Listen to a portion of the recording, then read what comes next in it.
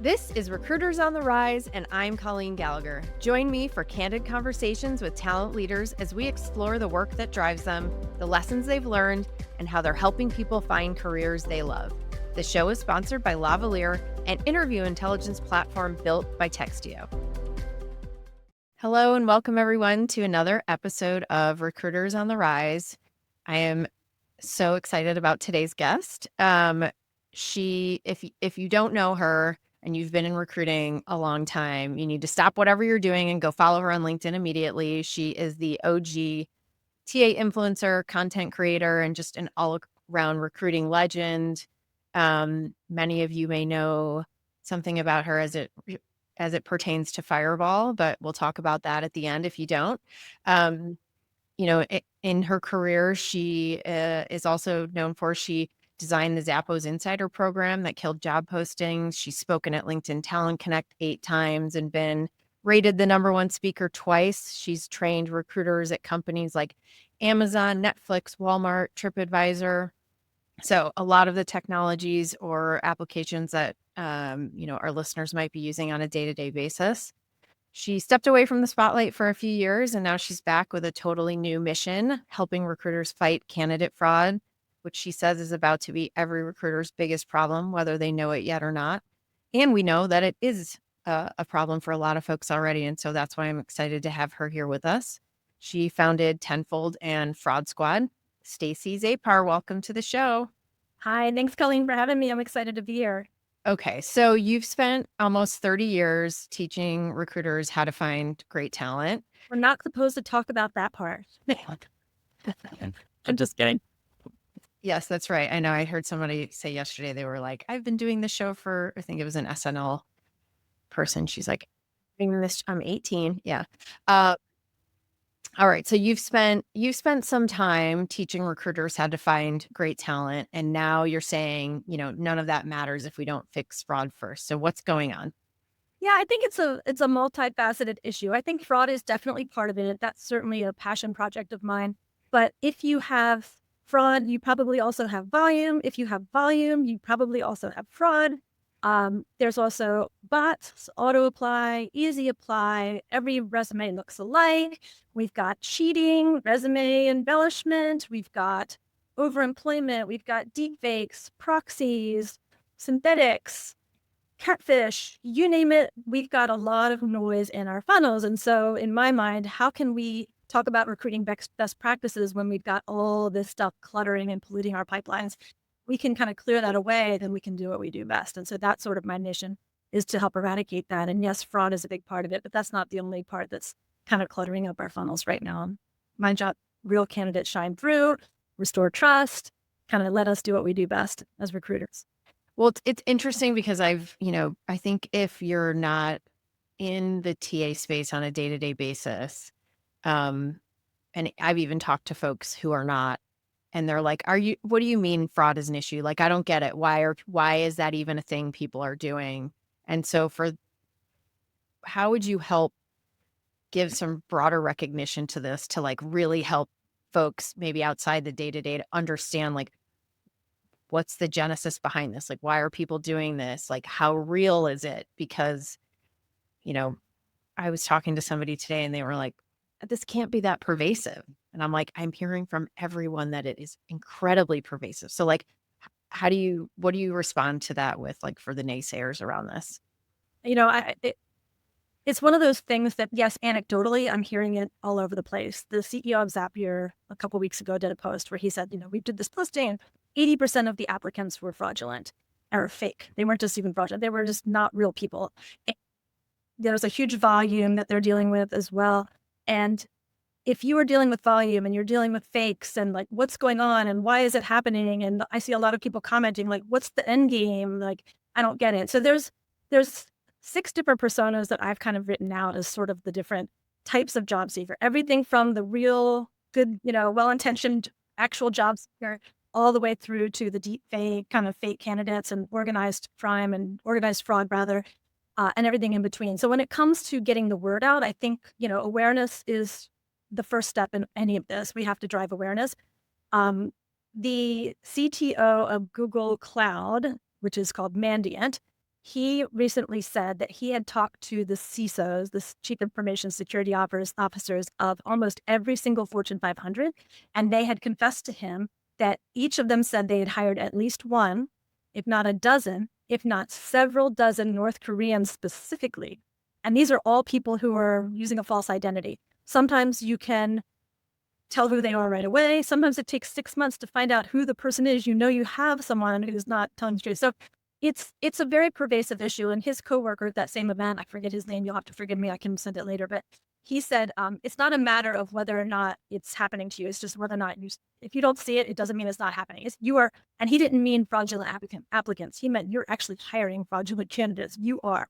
And it isn't just the Fortune 500. I talked to people with 17 employee startups, and they are seeing 50%, 70% of the applicants are not who they say they are. It's just wild times. It's wild times. So awareness is the first step. And after we get awareness, then it's a matter of how do we deal with it and address it. And in my opinion, it takes a whole new process. It takes training and upskilling, and it takes tools. I think those things together is how we kind of get ahead of this. And my mission is to help teams be more proactive and preventative rather than dealing with it once it's already in and like, okay, how do we detect it and how do we stop it? And I have 1,500 applicants. What do I do now? And I'm like, you don't have 1,500 applicants. You do something on the front end to make the noise not be as bad. So I hope that answered your question. It was kind of a roundabout answer. Yeah. Well, I mean, you've talked about how, some of the people committing the fraud are organized and recruiters are not. So like, what do you mean by that? Absolutely. So not every single person that's involved in cheating or fraud is organized with other people, although a lot of times it is, even if they have a proxy that kind of stands in for them and does the technical interview, or they're giving them the answers in their ear, or they are using a ChatGPT, kind of open another window to look up the right answers. But a lot of the real true fraud is organized. There are fraud rings in North Korea. It's called the North Korea IT worker. If you Google that exact phrase, that's sort of what everyone is using, whether they're IT or not. They're kind of calling it that. Mm-hmm. One recent investigation by the FBI investigated one fraud ring that had 20 individuals. And those 20 individuals had applied in that 3-month period to 160,000 jobs, those 20 people. And each of those 20 people have multiple personas, and they have multiple jobs at multiple companies already. And their job is just to get more and get more and get more. It's crazy. And what happens is once they get hired, they give an address in the US where one of their facilitators is now hosting a laptop farm. I know I sound like I have a crazy tinfoil hat on right now, but it'll probably Gina Chapman, you will see, I'm not lying. She had like 70 something laptops in her garage. She just got sentenced to jail for several years for being a facilitator. And she didn't even know she was working for North Korea. That's the crazy thing. She thought she was the US face of an international company, but each laptop had a Post-it note on it to say which person, which persona, which alias, and which company. And meanwhile, they're remoting in. So it looks like they're here in the US, but they're not. So as far as, yes, candidate fraud is often organized. As a TA industry, though, we are not. We're sort of dispersed. We're having little pockets of conversation here. We're having Slack conversations. We're DMing. We're complaining about it. We're like, what do we do? In my opinion, we all need to be kind of organized and kind of rally together as an industry. And a rising tide raises all ships. Yes, all those nice things. But if we don't all come together, we're always going to be behind the 8 ball and playing catch up. And they're going to always be 2 or 3 steps ahead. I just want to have them be 1 step ahead. That would be progress at this point. So yeah, I don't know if I have not announced it yet, but I guess I'll announce it on this podcast. But yeah, I'm launching officially Fraud Squad next week.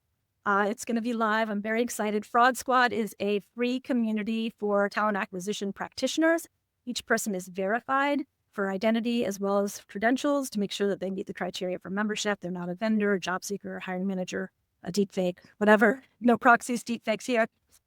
And it's a place for us to have conversations, discussion board, events.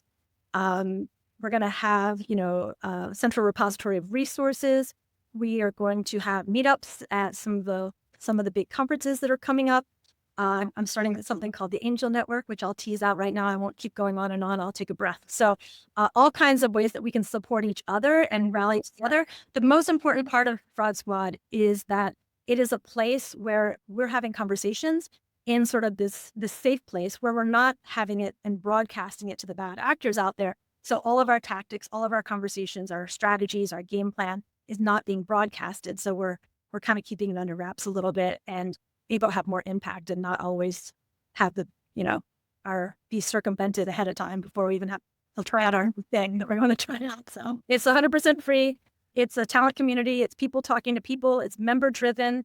If anyone wants to be part of it, you can go to joinfraudsquad.com and submit an application. I review each application manually right now. I do have some automation kind of helping me out a little bit, but each person gets manually approved by me, a real person. I do practice what I preach. I don't have any automated decision making in my own process even. You have a ton of experience in doing this. To bring people together and give them a safe place. It's almost like hosting a dinner party or hosting an event or a game night or something at my house, and everyone's kind of talking. I just want to provide the forum and kind of stand back and see what happens. And sure, we're going to have polls and stats and video of the week. I'm going to be sharing little mini video snippets with some of my best tips and tricks, things that I've been wanting and dying to share online, but I have not because I want to keep it and save it and put it in the vault where everyone else can try it out, but not have it become immediately worthless because they already are ahead of us on all these things. So Yeah. a little taste test of what it's all about. I hope we got a lot of membership and I hope it really takes off. I'm sure you're going to. Now, this is a passion project for me. Yeah. This is a mission. I want to stop the bad guys and stop the scammers. I've been being impersonated for over a year. There are 6 emails floating around of people pretending to be me. They're scamming job seekers. It's pervasive. I got 2 more today. A whole new email just popped up yesterday. So I'm tired of the scammers and the bad guys winning. So I know it makes Pollyanna-ish, but I really do. I want to have it make a dent and make their job just a little bit harder. Yeah. Well, I appreciate, and I'm sure everyone in this community does. And, you know, having known you for a shorter amount of time now, but a good amount, you and I have had some quality time together. You bring a lot of energy around this. And for me, it just stems from your passion for recruiting in general and, candidates and recruiters alike. So I'm sure you'll get really good traction with that community because there's a huge need for it right now. Thank you. I think, if you don't mind, I think that brings up another good point is that in the land of candidate fraud, it's not just hard for recruiters and hiring teams and companies. It's also making it 10 times, 100 times harder for job seekers. And we all know it has never been a worse time to be a job seeker. I don't care if it was 2001 or 2008. I think now is the worst time to be a job seeker. People go to apply online at a job and they see that there's already 1,000 people who've applied. They think, why bother? But meanwhile, they don't realize that there's very few viable candidates in that pipeline. A lot of them are fake or just auto overnight.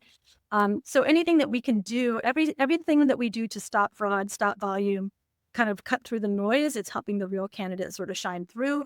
And for me, I think that's really fulfilling if we can do that. And that ultimately gets us to our end goal, which is hiring great people. All this other stuff is just a distraction. So, yeah. Well, I mean, you bring up a good point, though, and I think that this is a very hot topic right now because,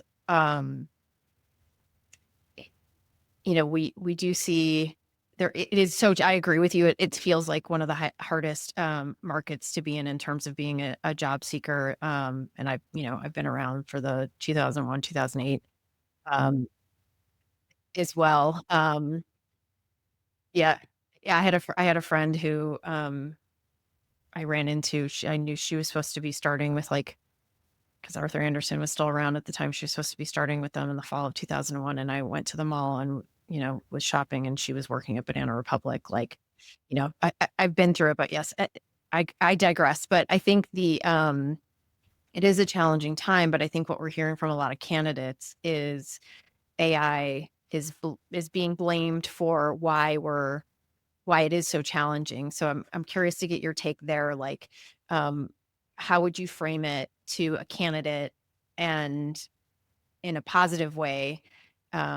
Because I do think there's a lot of positive things about using AI. And again, not to make a decision or make a hiring choice, but to bring them to the forefront. So would love to get your perspective on that. Yeah, I think AI has got us. I love AI, and everyone has a love-hate, I guess, with AI, right? I think without AI, we wouldn't be in the situation we're in now. I don't think we'd have the volume. I don't think we'd have the auto apply, right? I don't think we'd have the level of fraud. In the age of AI, anything can be faked, whether it's written, it's spoken, it's an ID, it's a photo.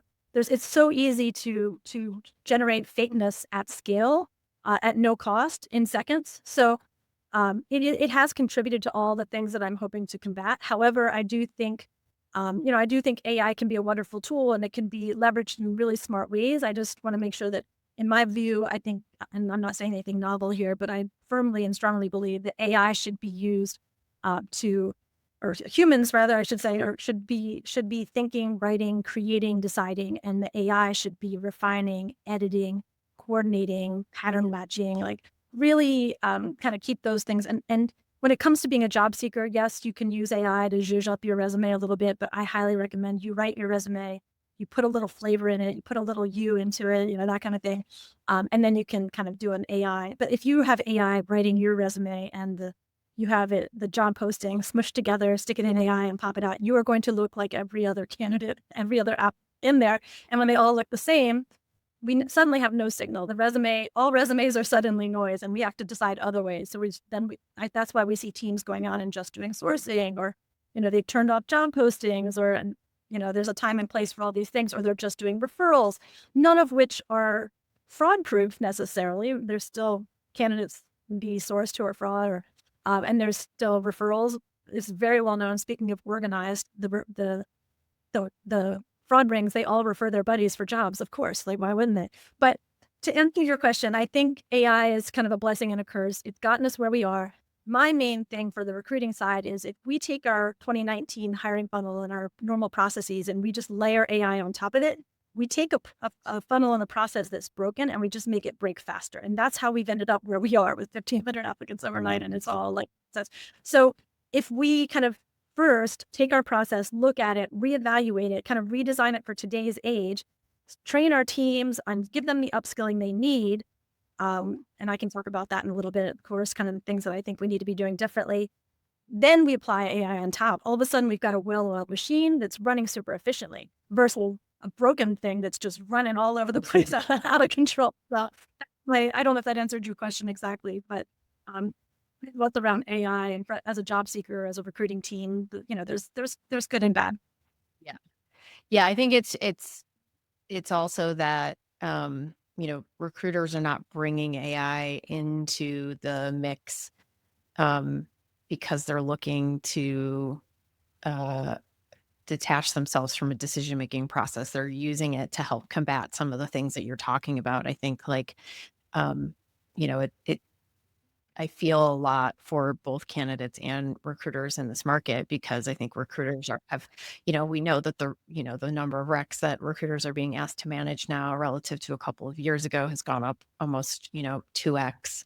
And so when you have that situation happening and you also have a lot of applications coming in that are fake and resumes that are being homogenized to just look like the job description, it is very difficult. And so I think, recruiters are looking to use AI in a way that, um, will help them get the real people into the process and, you know, make sure that they're still getting, people that are the right fit. Absolutely. And yeah, to your point, I think hiring team or recruiting teams have also been slashed. That's another layer. So we have the teams are half as big as what they were. They're handling, I've heard there's 4x the number of applications today than there were 2 years ago. So already we've got each recruiter with half the number of teams, 4x. That means each individual recruiter is dealing with 8x the volume. And it's not just volume, it's volume with a whole bunch of time bombs waiting to go off. The candidates aren't really candidates. So how are recruiters able to keep up? And as recruiters, we've never been trained how to do authentication. We're all winging it. We're trying to do our best job. And everyone's just kind of figuring it out as they go. And I think that's really dangerous. It's really risky. I think it's introducing a lot of bias.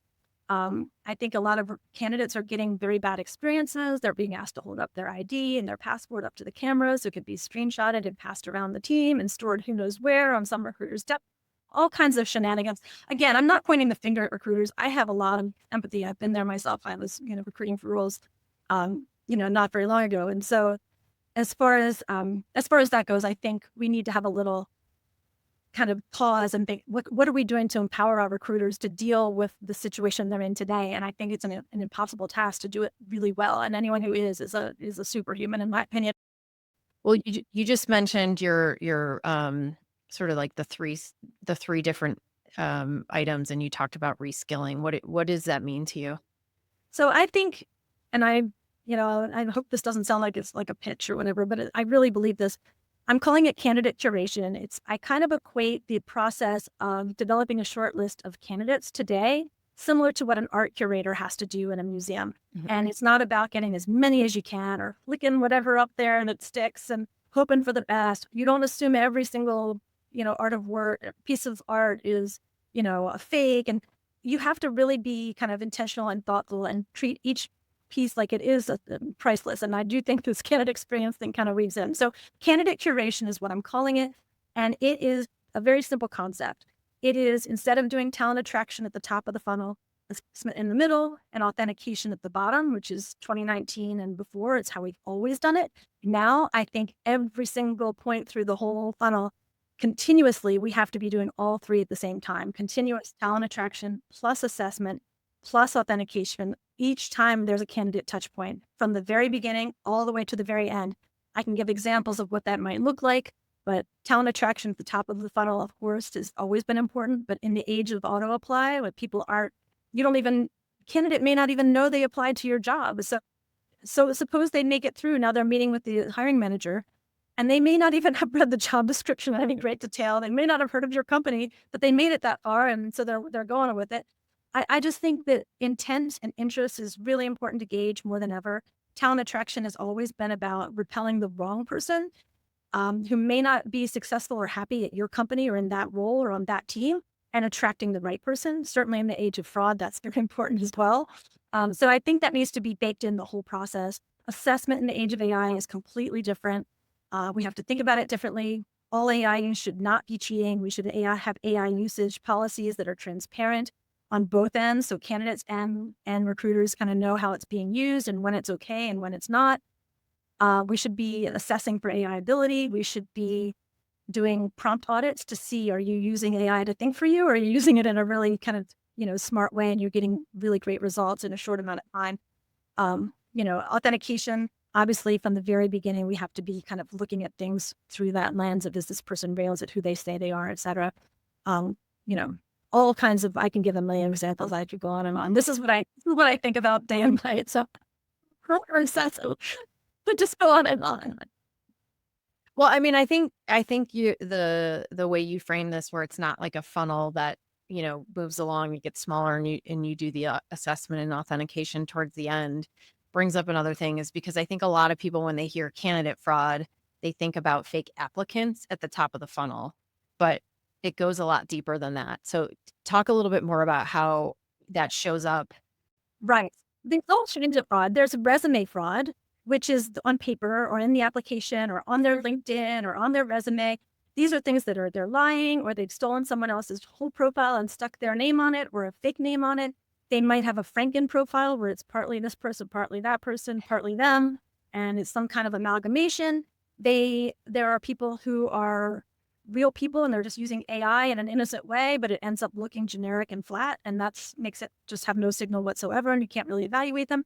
I wouldn't call that fraud necessarily, but it is certainly lessening the signal. You're not really getting a true read on them if they just, paste in the job description in their resume and say spit something out, and it may or may not be very reflective of their actual experience and their skills. There's cheating that's happening, so all that is resume fraud. Then we've got interview fraud, and fraud's a hard word. Tim Sackett, I think, says it best. I think he calls it little fraud and big fraud. I call it baby fraud, little fraud, big fraud. I think there's a little bit of nuance here, and I don't want to label everything capital F fraud. Anytime we're not telling the complete truth, it's misleading, and that's making the recruiter have less signal to work with in an already trying time where their resources are limited. So if you just kind of fudged up your resume a little and you got a 30-minute interview because of it, in my mind, you just stole 30 minutes of that person's time unwarranted, and somebody who really deserved it is sitting there wondering why they're not getting a call. So I still, I think there's a little bit of over-reliance on AI on both sides that's making this a little bit messy. And I don't want to point fingers, it seems judgmental, but so we address it, we can't fix it. And so even going down the funnel, there are proxy interviews. There's people that are swapping out in interviews or to do the take-home assessment. Reference fraud. That's very common now. You might be calling someone who is not a real person. They're just another person in the fraud ring. It might be their best friend. If you read Reddit, there's a lot of good subreddits. There's one called Overemployment, and it talks a little bit about how they have just set up, their girlfriend, and they have a fake company set up and a fake Google Voice account, and they just check references for them, and they just keep getting more and more jobs with their fake reference, who's their girlfriend. The whole thing, it just goes on and on. So it's wild how it can kind of creep in, and there's places that it's happening that if you've never heard of it before, you would never think to look there as like a little source of funny business. And it's there. So the more we can educate people, the more we can open eyes, the more we can look. Because in hindsight, as I didn't know everything that people I was interviewing late last year, I didn't even realize. Looking back, I'm like, that I can still remember the exact cover. I'm like, I did not even know what I was dealing with. So we're all in the same place until we know about it. Who would ever guess that this is where we would be? So it is what it is. But yeah, I did say to I did a little similar thing to this for job seekers a couple of days ago, and I told them to embrace a little friction. If you're asked to jump through a little hoop or provide upload something or answer a few pre-screening questions or do something that feels like, oh, why do I have to do that?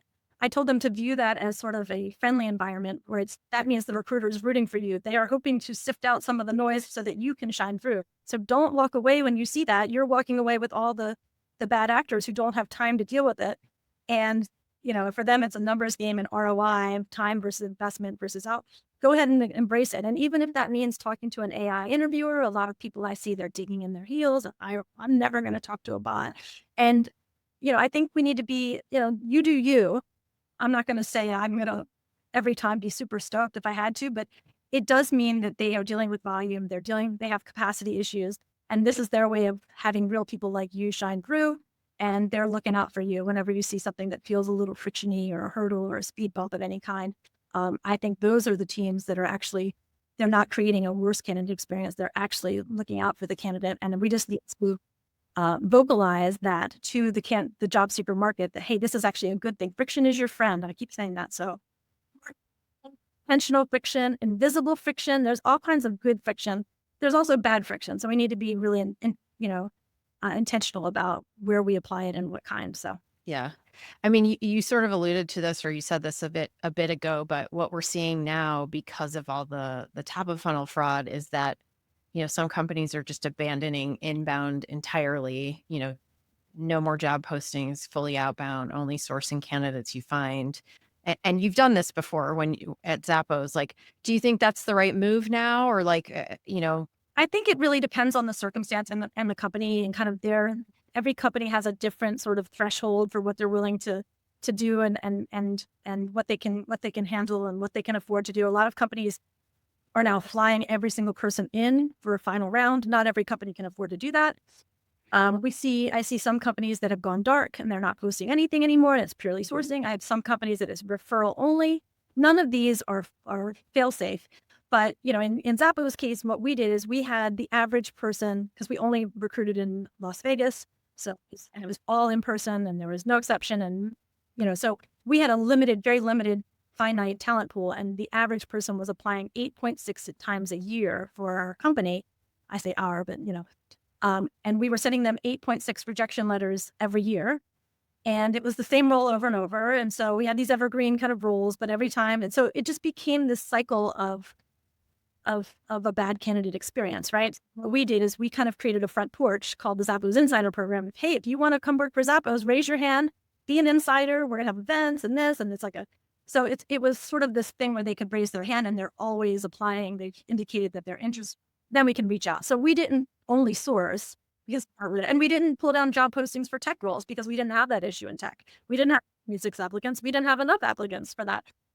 Las Vegas is not a tech hub. So it really depends on the circumstance. I think everyone has to make their own decisions. But in my mind, a best case scenario is, of course, we want to invite applicants, especially in this day and age where people are looking for work and there's really great talent out there in the market and they're just sitting there waiting, they're ready to be found. So I'm not going to tell anyone do or don't. I mean, you do you, but really think about it all together. Some companies have to post and that's the law and for what their company does, and they can't even make that choice. So Yeah, I think there's a lot of options out there, but the best thing that I think teams can do right now is to take preventative, proactive actions in their careers page, in their job postings, in their application, in their pre-screen questions, in their initial recruiter screen. There are lots of things that we can do that are frictiony, but they are friction for the bad guys. Real people are like, oh, no big deal. Or they may not even see it. It may be literally invisible to the good guys. It's that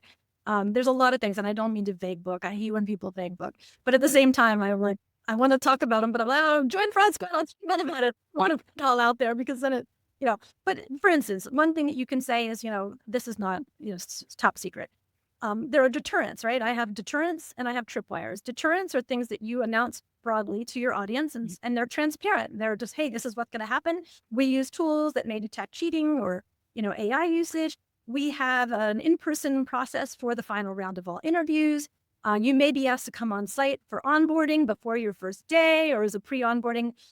Anything that you say that might make a bad actor who's not in the US and pretending to be like, well, I can't apply to that one. They've got an in-person component of the interview. That's a great deterrent and it's transparent, but it's also transparent to the real job seeker. Like, oh, I'm going to need to think about childcare or getting pet boarded, or, okay, this is something I need to be aware. These always, in my mind, it's good for real candidates and it's bad for the bad guys. The more we can be, the better. And so there's all kinds of things we can bake in. I'm a big fan of a little pre-screen task, not just a pre-screen question. It doesn't have to be a big ask. It doesn't have to be busy work and nonsense. But yeah, there's little ways that you can show your, proof of life and show that you're actually interested. And these are, I think, smart ways that we can make it so that we don't have 1,500 applicants overnight. We might just have 300, which is still a lot. Yeah. Yeah. Um, I get caught on my little spiel and then I forget the question sometimes. I'm not going to lie. we're having a great conversation, so that's all that matters. I I feel this in you in terms of like how you talk and your passion for recruiting, and you've shared with me that you love recruiting so much that sometimes you secretly wish you could just go back to doing a regular recruiter job and do that all day. Like what about this work still has that for you after all this? Good question. I used to joke last year. I'm like, I just wish I could change my name to like Tanya Jones and just go get a job at like my old company that I worked here in San Diego way back when and just recruit all day or do executive recruiting or source. Like I do. I love it. I miss it sometimes. I miss working with hiring managers. I did do an embedded recruiting role last year. And so I was recruiting again. And that's good to get, I've never gone more than a year without recruiting my whole career, even since starting Tenfold back in 2016. I mean, 2012, I lied. So I always will go back to it. If I ever win the lottery, I'll probably just, but do a little bit of that and a little bit of this. I'll probably Broad Squad just for funsies. But yeah, so why do I love it? I'm a problem solver. I like puzzles. I like logic puzzles. I like the whole solve it. Like, can I find it? I like to cyber sleuth. I love to stalk. Like things that I'm like, wonder if I find that. I'm gonna confess something really embarrassing to you, but this is perfect for the like end of the call. Like, how crazy is Stacy? I like watching old game shows on the Game Show Network or whatever. That's like my comfort thing, right? That's my hit screen when I'm working, and I just like to have it on the back. Michael Landon and whoever is on there. Ben White when she was like young, and you know all kinds of things. Anyway, but back in the day in the 70s, they would give a little bio of each contestant. Like this is Sarah like Wolfsmith or something. She's in her graduate program at Stanford and she's studying da da da da. I'm like, okay, Sarah Wolfsmith. I'm like, I look her up on LinkedIn. Did she make it? How did she do? Oh, she's so great. Look at her. She's running her own company. Go girl. Like I know I'm not, because I'm so embarrassing. I'm such a the Lord, but there's people that I've connected to, and now it's just like, and now I found out there's a whole website where they list each contestant, and then you can look up their name. I'm not the only one who thought of this. Sourcing ability to like, how did they turn out? Like, oh, look at that! Like, good girl. A lot of the women obviously change their name and get married, so it's a little harder on them. But yeah, I don't know. I think it's fun to sort of investigate and this is embarrassing to say too, but if I could, I would probably just shut all this down and just interview known North Koreans. So like I have a list of, on my work, I have a list of 2,400 email addresses, I think it is. I've lost count of how many. I have a whole resource where I have videos, all these videos of North Koreans and other fraud deep fakes being interviewed. I have 60 some of those. I have 2,400 IP addresses. I think it's 1,400 emails. All these are known indicators of compromise. It's called IOC, or a fraud signal, basically. It's an email, a phone number, a LinkedIn profile, a passport, a deepfake, an alias, a domain, a GitHub. It's a profile of a known, according to the government or network security company or cybersecurity company, this email is 100% tied to fraud. I would go out and I would reach out to all those candidates. I don't have to reach out to one or two because they all get back to you in like 10 minutes, evidently. They all are like, yes, let's set up an interview. And I would love to interview and then hire these people and, send them a laptop, find out the address, and then I'll shut it down. I would. Well, I would just say the reason there's a whole game show network is that there are a lot of people who think it's fun to watch game shows. So you don't have to be embarrassed by that. And I think like, We should. I was too young to watch them when they aired. no, I love it. One of the things I talked about in your intro, were one of the most in demand speakers in recruiting. I think you shared with me like you were in 50 cities in 5 months, #1 rated at LinkedIn Talent Connect. Like, what had you stepping away from that, and what's bringing you back now? Yeah, that's fair. I was definitely speaking a lot. I was traveling a lot. 2016, the last, from like July until November, I was in 50 cities in 5 months, like I said, and trips home in between. I didn't even count that as a city. So it was a lot. And I had little ones at the time. And my youngest was only 5 years old and he needed a mom more. And so that's when I pulled back and I started the talent agency, which is a sort of search arm of Tenfold. I still kept Tenfold going. I still would do training and stuff, but I was not out there as much, certainly. And but now my daughter's in. She's someone asked me, how old are your kids now? I'm like, okay, because I've been away for a while, but yeah, she's a junior in college, and my son's about to be a sophomore in high school. So I think my kids are, at a place where mom can get back out there a little bit. And honestly, nothing has made me want to like roll up, like up. I see recruiter shenanigans and all these things that are happening because of fraud, and I see the fraud. Like this is time. Like I want to go out and help solve for this, and so it wasn't the easiest thing to come back onto LinkedIn after being away for a while. And my social media hiatus felt good, and it just kind of kept going for a long time. But it's good to be back. I've missed a lot of people in this industry, and it's really been rewarding to reconnect. Yeah. Okay, tell us about the fireball. What's the story there? That was a Zappos thing. My very first day, they took me to Gold Spike, this little bar across the street. We all had Fireball. I'd never had it before. So it was kind of this thing. It was a tradition. Stacy comes, we're going to go have Fireball shots at Gold Spike and play darts. And so when Mike and I spoke on stage together at Talent Connect that year, we both had a little Fireball in the back and we had a little mini ball like, hey, cheers. This is like our little kind of memory lane thing. And evidently, a lot of people saw it. They took pictures. They were like, "Oh, look at they're drinking right before their talk at LinkedIn. We're gonna get in trouble." I was like, "Yeah." And then, the next year after that, I brought it kind of stuck at Glassdoor. Same thing. I was like, I'm a little nervous. I'm gonna have a little nip here. I don't normally day drink or drink very much at all, but I was doing that at the time to cut my nerves. So, anyway, it just kind of became a thing. And the following year at LinkedIn, I just leaned into it. I'm like, here's my Fireball mini bottle, you guys. And I'm drinking right on the stage. They still had me back, so it worked out. But yeah, after a while, I would go to events and local events and big events, and it didn't matter. Out in the audience, they'd all be standing out there holding up the little mini bottles. It was a Fireball thing. So.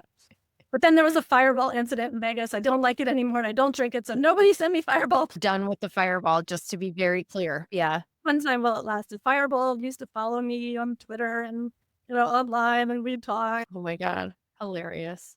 Now it's more of like, what's the like, yeah, or like what probiotic or some matcha or some For all these days. Yeah, that sounds amazing.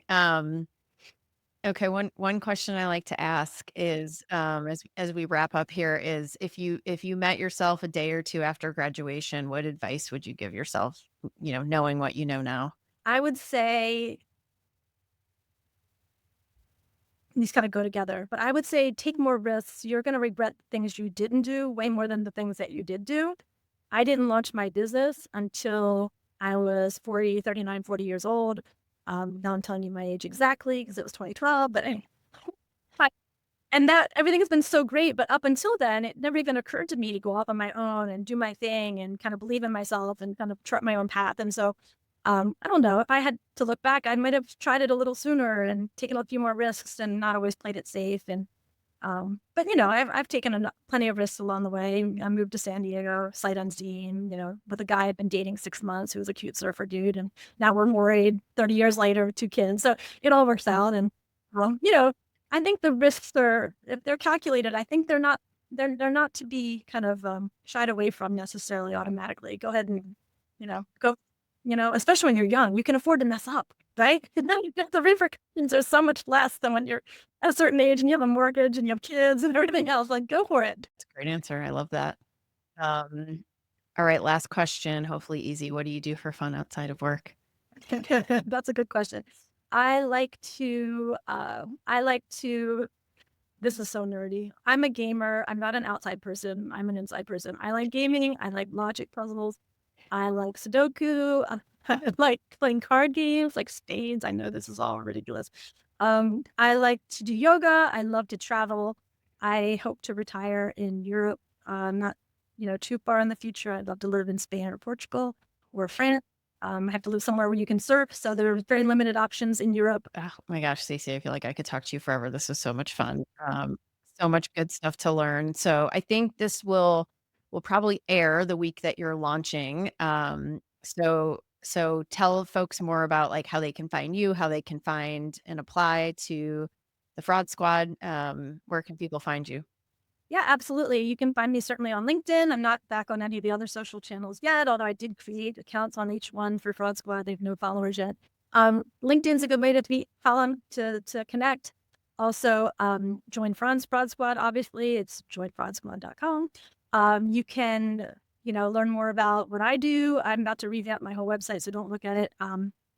For a day or two, I woke up with this epiphany and heard all these great ideas. But yeah, this is tenvold.com. So I hate to be all like promotional, but yeah, I'm around. You guys can find me probably. So I'm excited to see what happens. I hope it really takes off, and I hope it really helps a lot of people, get the answers that they need and kind of work together to stop it and let the good guys win, a little bit. Well, it's been so great having you on because I think there's so much valuable stuff that like you talk about a lot of how you spend your free time solving, puzzles and problem solving, and like that obviously is very much coming through with this. And so I can see that it's bringing you, you're getting a lot out of it, and you feel very passionate about it. So we really appreciate you coming on and sharing those insights and just the learnings with our audience. Thank you for having me. I'm very flattered that you sought me out and found me. That's very flattering. So thank you. I'm excited. My first real podcast since being back, my first speaking thing or anything. So Well, I'm honored to have you on, and yeah, thank you again for joining. thank you. All right, thanks everyone who's listening. If you learned something or laughed today, please share this with your friends and colleagues. And thank you again for listening. Have a great one. And that wraps up another episode. Thank you for joining. For show notes and other episodes, visit us at recruitersontherise.com. Recruiters on the Rise is sponsored by Lavalier, an interview intelligence platform. Lavalier goes beyond basic note takers to improve your ability to assess candidates with AI-powered interview questions, summaries, and transcription. With Lavalier, you can finally hire with speed and confidence.